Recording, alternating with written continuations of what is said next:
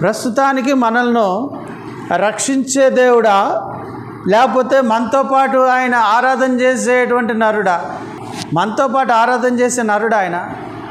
మరి కొంతమంది ఇలా బోధిస్తున్నారే, ఆయన వచ్చి ఆరాధనకు కూర్చొని మనతో పాటు పాటలు పాడతాడు, మనతో పాటు ప్రార్థన చేస్తాడు, మనతో పాటు ఆయన ఆరాధన తండ్రిని ఆరాధిస్తాడని.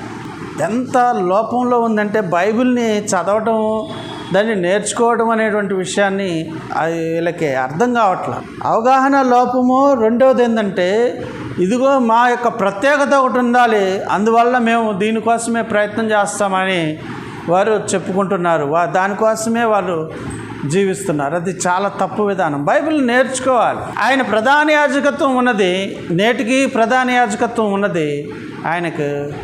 అయితే ఆ ప్రధాన యాజకత్వాన్ని లేవి ప్రధాన యాజకత్వంతో ముడిపెట్టి, లేవీయులు ఎలాగ వచ్చి పరిశుద్ధ స్థలంలో ప్రవేశించి సంవత్సరానికి ఒకసారి ఎడ్ల యొక్క మేకల యొక్క రక్తంతో వారు ఎలాగ ప్రవేశించి పరిశుద్ధ వస్తువుల మీద ఆ రక్తమును ప్రోక్షించి, మరి తమ పాపముల నిమిత్తము, తమ యొక్క ప్రజల పాపముల నిమిత్తము వారు ప్రతి సంవత్సరము బలులు అర్పిస్తున్నటువంటి విషయంగా అక్కడ మనం చూస్తాం లేవీయుల యొక్క యాజకత్వం.